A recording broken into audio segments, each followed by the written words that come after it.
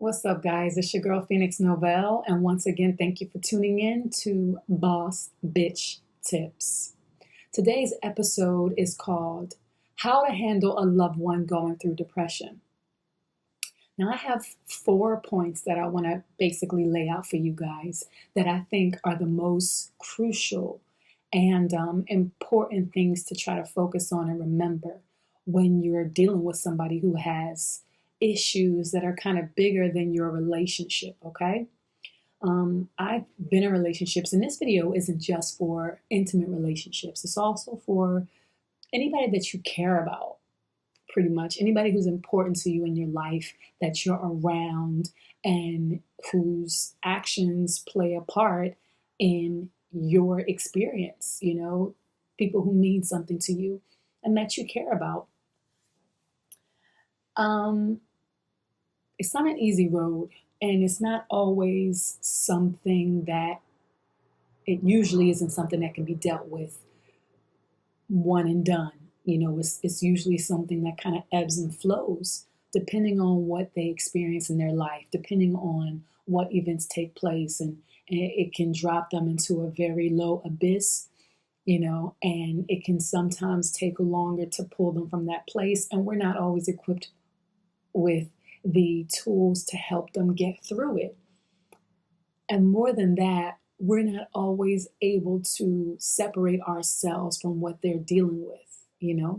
So it's much more serious than what my previous thoughts about depression was. This is a topic that I cover in my book, The Boss Bitch Playbook, because it's something that can really throw you off if you're not prepared to deal with it within yourself as well as in a relationship with somebody else. But this video is meant to target your relationship with somebody else who's dealing with it, because when you are dealing with it, it's basically what you would have to do if it was you. But I want to focus on you being the person who's receiving this individual who's dealing with this stuff.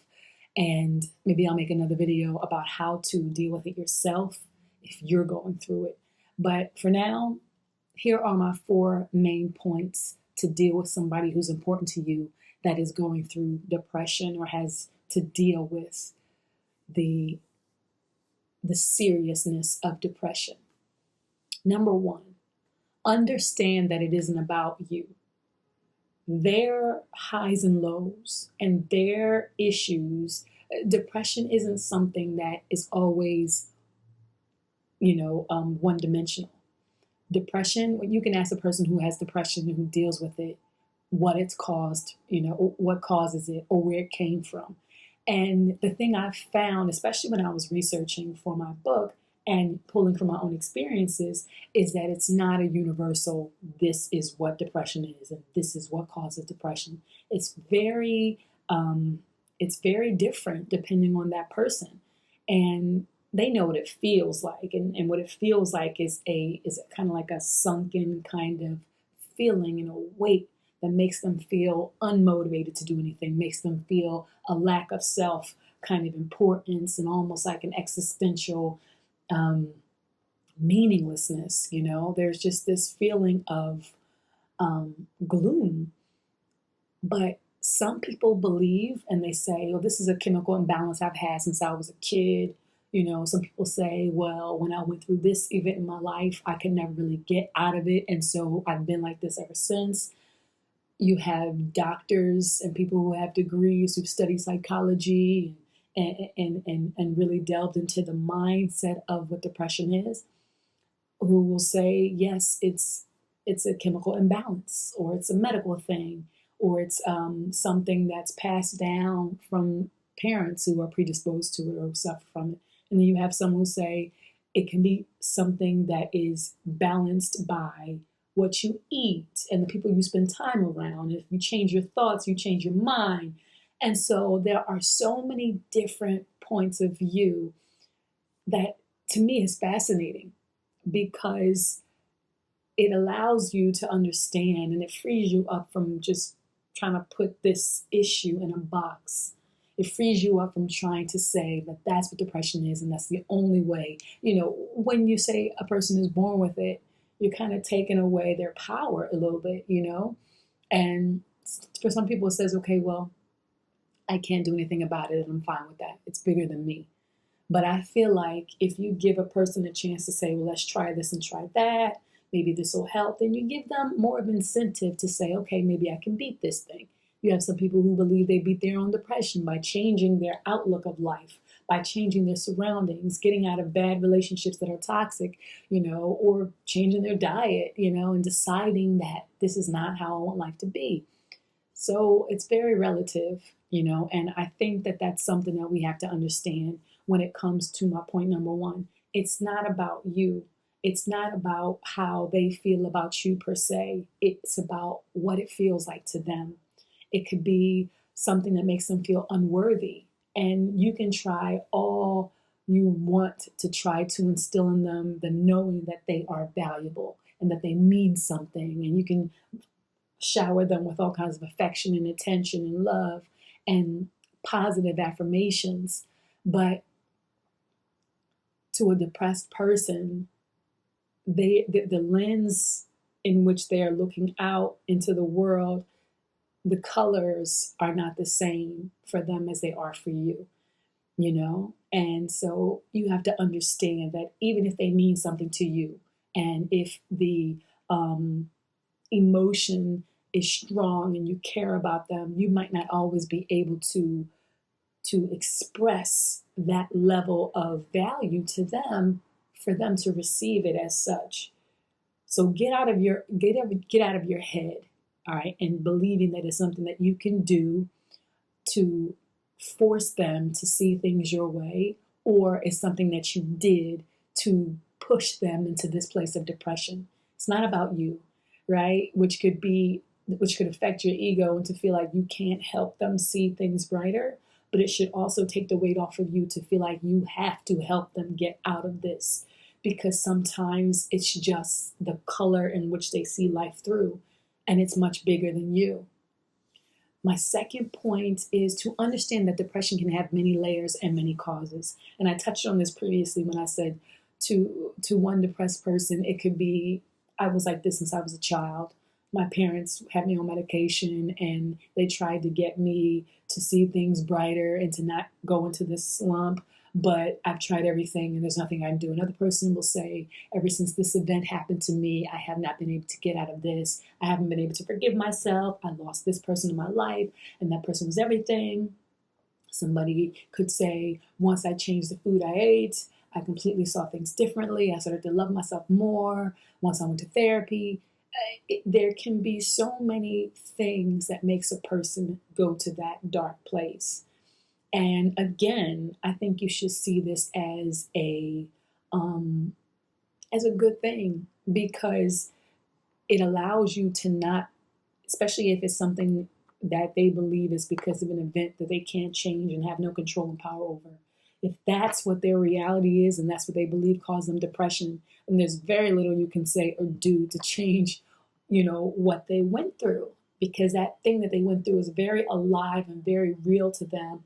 And them feeling this mood is justification, and it's their reality based on what they went through.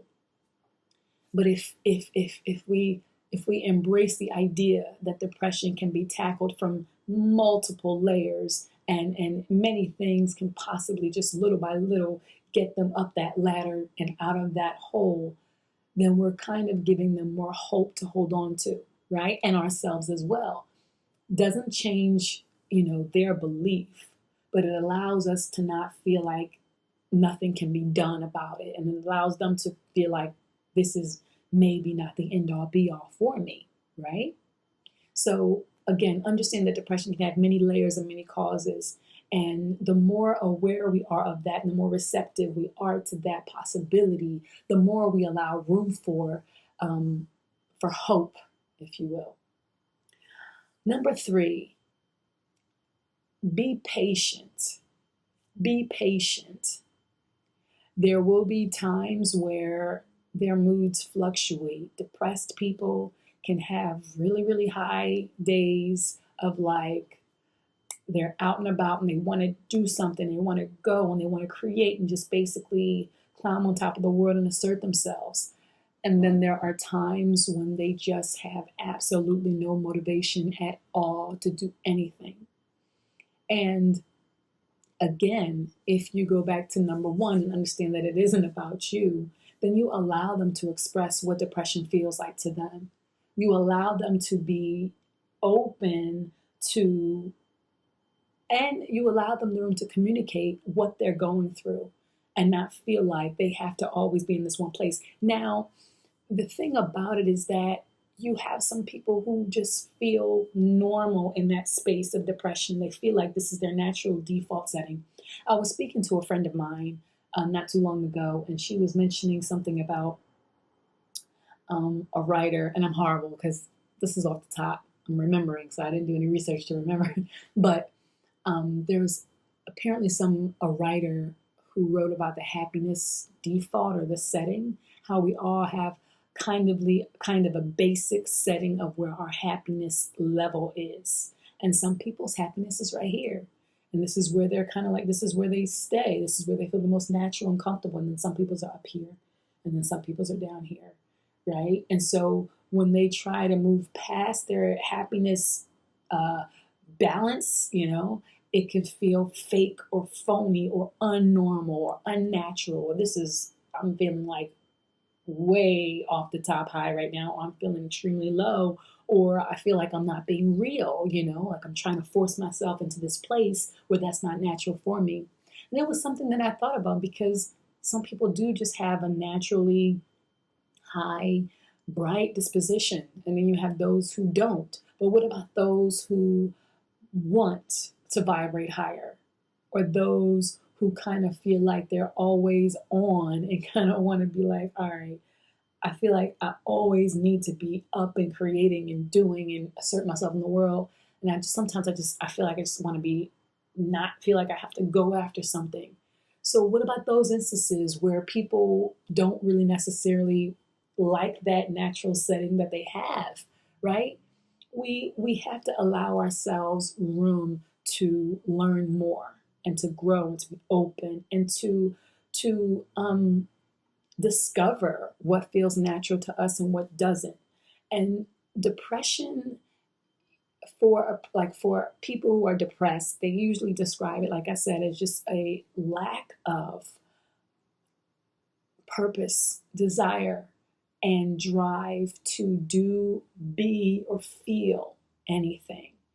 And we're living in a world where doing, being, and feeling is usually promoted and awarded and motivated. Look at you, you're a boss and you're doing this and you're doing this. But the truth is, that's not the meaning of life, as far as I believe. It's not only about doing and asserting. Sometimes it's about existing and exploring and just experiencing. But it doesn't have to look like this or look like that. So I feel like for what can cause a lot of people to feel even more depressed is that idea of what normal is supposed to be like. And if you're in a place where you desire to be more, you have a weight on you that you want to remove, of course, it's different. But I feel like we as society and what we've created, this world we've created of just get up and go, instead of open your eyes and experience and feel, and connect, it has caused us to kind of be unrealistic with ourselves. It's caused us to stop discovering and more so trying to push ourselves into being something that is not necessarily real, if that makes any sense. So be patient with the people in your life or the person in your life that's going through depression, because from day to day, it could ebb and flow, and it could move in such a way that doesn't make any sense to you, and it doesn't make any sense to them, but they're trying to figure it out, and you want to create a space where they can express what they're feeling so that you can grow more knowledgeable about what it looks like, and you can understand better what they might need from you, right? Versus what you think they should be like, or trying to figure out or trying to force them into a consistent state of being. Be more willing to learn and keep your eyes open so that you can actually experience them as they are. And my last point is to be real honest with yourself about your strengths and weaknesses. Evaluate the relationship in such a way that allows you to be honest with yourself about what you can and can't do. We're not doctors. Not all of us are doctors. Not all of us are psychologists, psychiatrists who can immediately pinpoint what this person needs and, oh, his serotonin levels are too low or the dopamine, we're not always aware of everything that's happening on a chemical level. And sometimes that's not all that there is to focus on. Sometimes it's just that we might feel too much. Again, going back to my point one is understanding that it's not always about you. It's not about you. And sometimes it's not easy for some of us to deal with. Sometimes it's not easy for us to separate what our loved ones do that affect us and allow us to disconnect from that action and say, well, no, that's not about me. Sometimes we take it all personally.